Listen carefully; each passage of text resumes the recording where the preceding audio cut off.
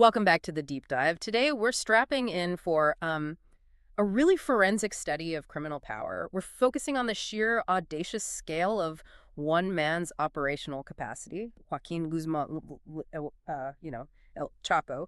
We're looking at a billionaire cartel leader whose career wasn't just defined by his drug empire, but by two just incredibly embarrassing escapes from maximum security prisons. And, these two escapes are more than just thrilling anecdotes. They serve as a perfect comparison tool. Mm. They really let us analyze how transnational organized crime evolves over time. Right. The shift in methodology between 2001 and 2015, the difference between a laundry cart and a mile-long custom-built tunnel, it just shows the immense resources and engineering sophistication the Sinaloa cartel acquired. And that's the mission today. We're comparing the, let's call it, low-tech, high-price corruption of the first escape against the high-tech, deeply sophisticated engineering of the second. It's a literal measure of how powerful a cartel can become. And to set the stage, it's really crucial to remember, Guzmán wasn't just a tough guy. He was an expert logistics manager from the very beginning. His early nickname wasn't El Chapo, which means shorty. It was El Rapido. The fast one. Exactly. Which he earned in the mid-'80s for his sheer speed and efficiency moving drugs across the border for the Colombian cartels. Logistical genius was, his foundational skill. Okay, so let's start with the first great escape. Guzmán was initially captured back in 1993 and eventually incarcerated at the Puente Grande maximum security prison in Jalisco. But for years, the prison was less a place of punishment and more like a subsidiary office for the Sinaloa cartel. That's a key distinction. For years before he even escaped, Guzmán continued running his empire from behind bars. He reportedly had cell phones, fine dining, conjugal visits, everything. So incarceration was just a temporary administrative hurdle, not real confinement. This speaks to the concept of institutional capture. Fix that, exactly. It's where the cartel doesn't just bribe an individual, they functionally own the entire facility. And the method they chose for that 2001 escape perfectly illustrates that the technique itself was famously, almost hilariously low-tech. He allegedly hid in a dirty laundry cart and was simply wheeled out of the facility by a maintenance worker. Exactly. It sounds like something from a bad comedy plot, but the operational cost was staggering. His freedom was secured through a massive financial investment. Our sources say it cost Guzmán over $2.5 million in bribes. Whoa. Yeah. And this wasn't just paying for one person's silence. This was paying for the entire system to collectively look the other way. $2.5 million just to push a cart past a few checkpoints. That number really puts the value proposition of corruption into perspective, doesn't it? It absolutely does. The sheer scale of the rot is shocking. Our sources indicate that over 70 guards were implicated in the scheme. 70. 70. Including the prison warden, who was subsequently jailed for it. This wasn't a lapse in security. This was a total systemic failure orchestrated with cash. And what's fascinating here is the career trajectory of a guy named Donato Lopez Muñez, known as El Licenciado.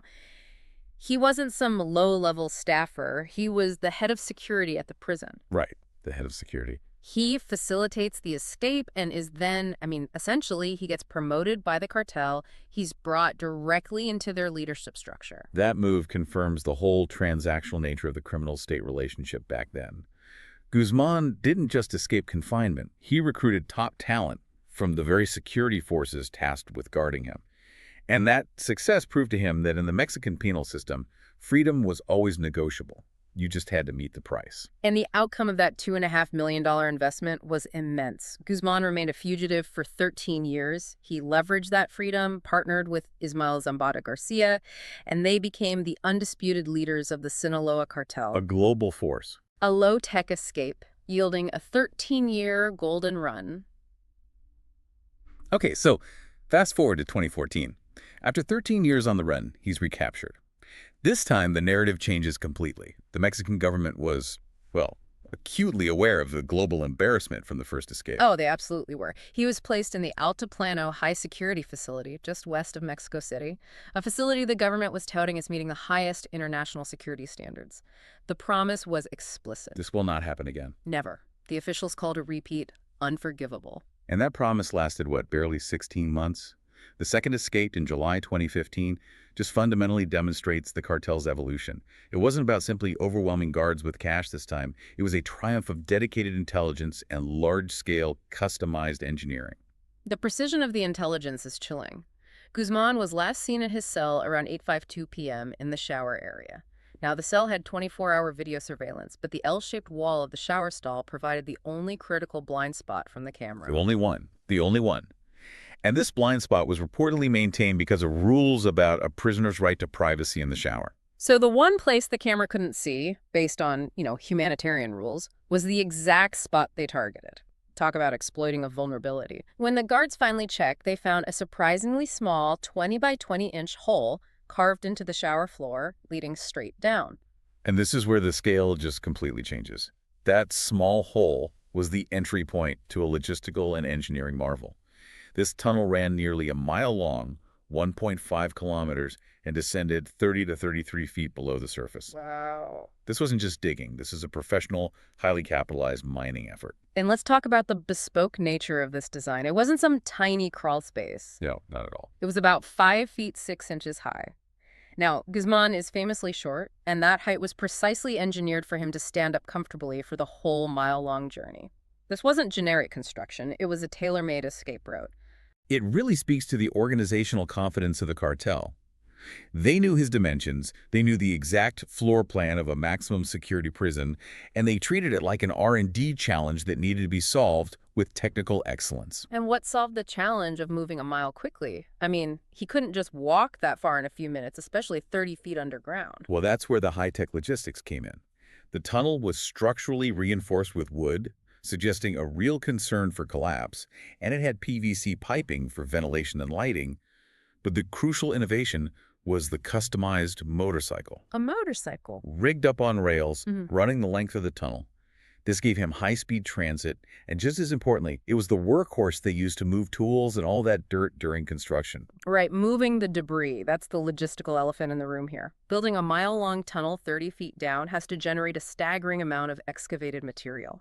How much dirt are we actually talking about, and how on earth did they hide it? The estimates are just. They're staggering. This kind of excavation created a massive volume of dirt.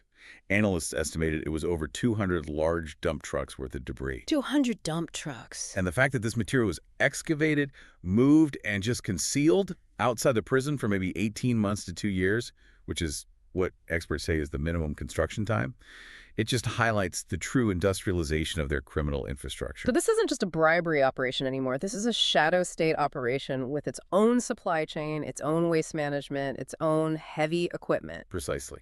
They had a fully functional parallel construction system operating, and it demanded complicity way beyond the prison walls. From officials who ignored large construction machinery near the facility to those who just ignored the constant presence of dump trucks. And the noise. The noise issue confirms it. It was known internally.